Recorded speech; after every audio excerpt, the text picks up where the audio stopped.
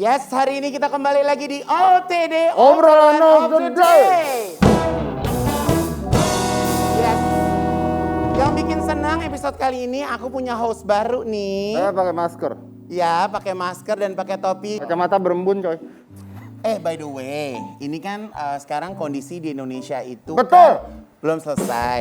Kondisi COVID di Indonesia kita sudah hampir Di menembus dunia, angka di 1 juta. mana-mana Ya. COVID itu memang lagi bermasalah. Ya, Di betul. Indonesia udah hampir 1 juta. Ya. Tapi kan bukan meninggalnya, Ya, terkenanya, terjangkitnya. betul. Nah, Tapi kalau menurut aku sih kenapa sekarang bisa ketahuan angkanya meningkat karena memang sudah semakin banyak tempat-tempat untuk pemeriksaan COVID.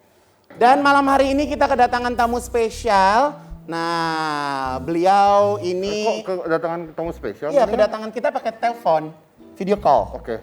Jadi kita tanya aja langsung ya. Iya, dia walaupun dia jauh tapi hatinya ada di studio. Hatinya dekat dengan Anda. Oh, bukan lagi. Kang Emil.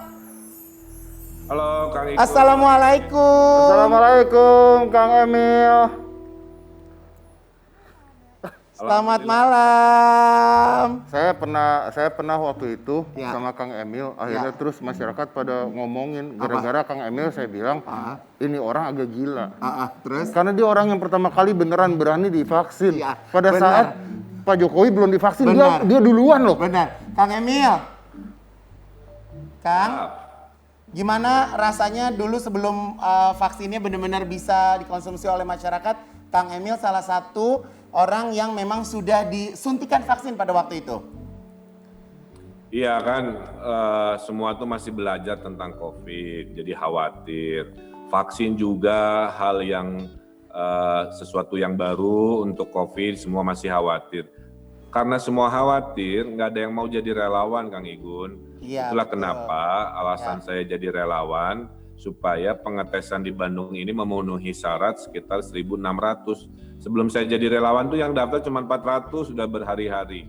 Nah kalau sedikit kan berarti nggak valid. Nah setelah saya daftar, alhamdulillah relawannya kan naik ke 1.600. Mantap, Dan itu ternyata- artinya vaksin tuh jadi cepat juga gara-gara Kang Emil. Betul, karena Kang Emil berani menyodorkan tangan kirinya. Kang, tapi pada waktu Iya. itu setelah divaksin, Akang nggak ada gejala apa-apa, semua sehat-sehat aja sampai hari ini kan? Testimoni saya gini, kalau orang mau nanya gimana efek ke tubuh, saya yang bisa jadi referensi karena saya udah disuntik 2 kali kan. Oke. Nah jadi saya sampaikan di sini yang kerasa itu hanya 2, yaitu pegel karena kan dia nembus otot ya. Ya. Ototnya jadi pegel 1 jam, membiasakan diri. Kedua ngantuk. Kenapa disuntik 2 kali? Karena virusnya itu tipe virus yang dimatikan. Ya. Ada vaksin dari virus yang dilemahkan cukup 1 dosis. Ini karena kita ekspres lagi darurat perang, maka diambil paling aman, virus dimatikan. Tapi risikonya dosisnya harus 2 kali, maka semua orang termasuk siapapun nanti Pak Jokowi itu disuntiknya 2 kali. Ada Nah, jadwal tapi si kedua ya, Kak? kekebalannya itu baru muncul 3 bulan setelah suntikan kedua. Nah ini penting. Jangan merasa setelah disuntik ke-1 euforia, suntik kedua nggak pakai masker. Itu masih proses munculnya antibodi. Jadi tubuh saya ini sekarang berlimpah antibodi 3 bulan setelah disuntik yang kedua. Ini penting informasi ini supaya orang tidak merasa setelah divaksin terus melakukan hal-hal yang tidak prokes kayak gitu, Kang. Oke, Kang Emil, kemarin kan beritanya heboh tuh ya, ada anggota DPR yang menolak vaksin tuh Kang Emil. Hebohnya kemana-mana. Betul. Nah sebenarnya apakah kita, kan katanya kesehatan itu adalah hak asasi. Apakah orang-orang yang tidak mau divaksin itu boleh atau semua orang wajib untuk divaksin nantinya Kang Emil? Nah ini saya garis bawahi, tidak semua orang bisa divaksin. Orang sakit, orang hamil, menyusui, orang yang sudah survivor COVID, itu masuk kategori tidak bisa divaksin. Jadi kalau ditanya apakah semua? Tidak. Tapi kepada mereka yang sudah ditunjuk dan sehat, itu kalau di zaman normal tidak darurat perang COVID, itu boleh nolak, vaksin itu pilihan. Tapi kalau lagi perang, lagi darurat, Anda yang sudah ditunjuk menolak itu melanggar hukum. Kenapa? Karena Anda dianggap membahayakan keselamatan masyarakat. Nah, oleh karena itu pasal itu ada, tapi sebagai pemerintah kan kita nggak bisa segala urusan kehidupan ini maksa-maksa kan. Maka saya sangat senang ada wawancara ini karena ini lagi proses edukasi. Ya, Mumpung vaksin lagi untuk nakes sama TNI Polri, belum ke masyarakat. Karena ke masyarakat nanti tahap ketiga, kira-kira begitu. Nah, Ya. jadi mudah-mudahan dengan kesadaran, banyak edukasi, insya Allah orang semakin percaya. Karena nggak ada pilihan lain, Kang Igun ya, Mas Dedi. Apalagi coba buat nyelesain ini? Nggak ada. 3M aja nggak pada disiplin. Sekarang dikasih vaksin masih protes. Terus mau gimana bebas dari pandemi? Oke, Kang Emil, tapi ada pertanyaan lagi. Pada saat itu Pak Jokowi mengatakan bahwa vaksin ini gratis, Kang Emil. Tapi kemarin-kemarin ada berita bahwa vaksin ini bayar. Jadi yang benar ini masyarakat nanti semua vaksinnya gratis atau ada yang bayar, Kang? Ini secara umum vaksin ini digratiskan oleh Pak Jokowi. Tapi kalau menengah atas mau gratis, ya berarti kan harus ngantri di puskesmas dengan jadwal yang entah kapan. Nah, bagi Anda yang menengah atas tidak sabar, ingin duluan, ya boleh, tapi bayar sendiri. Tapi kalau mau gratis bisa, tapi ikut jadwal yang mungkin nanti maaf ya, bulan Agustus dapatnya, apa kebagian bulan Oktober, karena nyelesain nyuntik se-Republik Indonesia ini butuh 300 hari alias hampir 10 bulan, Kang. Jadi wacana itu diminta oleh kelompok pebisnis, ya negara bilang ya silahkan, tapi jangan mengganggu gratisan yang sudah diantri jadwalnya.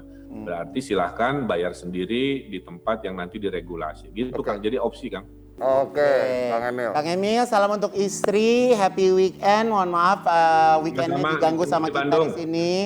Terima kasih banyak atas waktunya. Semoga sehat-sehat terus semuanya yang ada di Bandung dan sekitar Jawa Barat. Nuhun Kang. Kang Emil, makasih. Terima kasih Kang Emil. Tuh, kece ya? Kece. Yes. Gue ngomongnya susah, gue ganti masker dulu ya.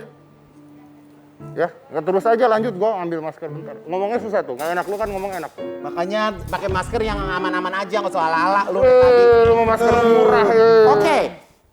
Sekarang kita langsung mau panggil bintang tamu kita di episode kali ini. Wanita yang satu ini dalam 2 tahun terakhir ini mendekam di penjara lantaran penyalahgunaan obat dan kasus-kasus lainnya. Dan bisa dibilang wanita yang satu ini merupakan salah satu wanita kontroversial juga. Oke? Udah ganti? Belum? Belum ganti? Oh gila. Kita kasih tepuk tangan untuk Pak Tarno. Best. Langsung saja ini dia Vanessa Angel.